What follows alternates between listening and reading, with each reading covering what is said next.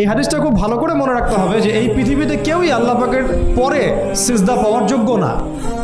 এমনকি নবীদেরকেও আল্লাহ পাক সিজদা করতে বলেন নাই, কিন্তু সেই নবী আমাদেরকে কিন্তু বলেছিলেন যে যদি আল্লাহর পরে কাউকে আমি সিজদা করতে বলতাম তাহলে আমি স্বামীদেরকে সিজদা করতে বলতাম। এটাকে তসলিমা নাসরিন স্টাইলে বুঝলে হবে না। ওরা এটাকে এইভাবে নিবে যে ইসলাম মেয়েদেরকে দাসত্বের শৃঙ্খলা আবদ্ধ করতে চাচ্ছে, হ্যাঁ আত্মস্বাধীনতা দিবে না ইত্যাদি। আমরা দেখব পরকালে আমি জান্নাতে যেতে পারছি কিনা। আল্লাহ পাকের হুকুমের চাইতে আমার কাছে কোনো যুক্তি বড় নয়।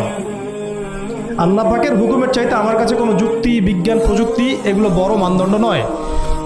শুধুমাত্র স্বামীর আনুগত্য, বিশ্বাস, সম্মানের বদৌলতে দেখা যায় যে পুরোটা জীবন এই বেচারা আপনার জন্য ঢেলে দিবেন ইনশাআল্লাহ। আর এই জায়গায় যদি দেখা যায় ঘাটতি থাকে তখন কোনো কোনো ক্ষেত্রে ভালোবাসা যথেষ্ট হয়ে ওঠে না। এবং আপনারা জানেন এই শহরে ডিভোর্সের সংখ্যা দিন দিন বাড়ছে। কেন? এইগুলো মেজর কারণ আছে। হ্যাঁ, আমি বলছি না যে সব ছেলেই একেবারে পারফেক্ট, কখনোই না। ছেলেরাও যেমন সাহাবী না, মেয়েরাও সেরকম মহিলা সাহাবী না। কিন্তু সবর, আনুগত্য, নরম কোমলতার কোনো বিকল্প নাই। উভয় পক্ষের জন্যই নসিহতগুলো আর কি, স্বামীর জন্য এবং স্ত্রীর জন্য। আরেকটা বিষয় হচ্ছে যে স্বামীর পরিবার নিয়ে খোঁটা না দেওয়া, স্বামীর যে বাবা মা ভাই বোন এই ব্যাপারগুলো নিয়ে খোঁটা দেওয়া না দেওয়া বা খোঁচাখুচি না করা, এবং তার যে অবদান আপনার প্রতি এটাকে অস্বীকার না করা, কুফরি না করা। একটা হাদিসের মধ্যে নবী সাল্লাল্লাহু আলাইহি ওয়াসাল্লাম কিন্তু বলেছেন যে বেশিরভাগ নারীর জাহান্নামে যাওয়ার কারণ কি? সাহাবীরা জিজ্ঞাসা করেছিলেন। তিনি বলেছেন তারা কুফরি করে। কি কুফরি করে? তারা কি আল্লাহর সাথে কুফরি করে? নবীজি বলেছেন না, বরং তারা সারা জীবন স্বামীর যে দিয়ে যাওয়া যে স্যাক্রিফাইস বা অধিকার, এটাকে হঠাৎ করে অস্বীকার করে বসে, হঠাৎ কোনো একদিন অস্বীকার করে বসে। এটার কারণে দেখা যায় আল্লাহ পাক নারাজ হয়ে যান।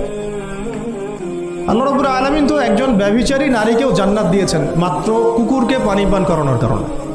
আবার একজন নারীকে বিড়াল বেঁধে রেখে কষ্ট দেওয়ার কারণে জাহান্নামে দিয়েছেন। তো জবান এমনই একটা কঠিন জিনিস যেটাকে নিয়ন্ত্রণে না রাখলে আমাদের জন্য ক্ষতি হবে। আল্লাহ পাক আমাকে আপনাদের সবাইকে জবান হেফাজতে রাখার তৌফিক দান করে দেন। আর কিছু বিষয় হচ্ছে, কিছু শাসন সমাজে থাকে, মানে পরিবারের মধ্যে থাকে। এই শাসনগুলো কখনোই মেয়েদেরকে বিপথে নিয়ে যাওয়ার জন্য নয়, বরং যে আপনাকে মহব্বত করবে সেই আপনাকে শাসন করবে। যে আপনাকে মহব্বত করে সেই কিন্তু আপনাকে শাসন করবে।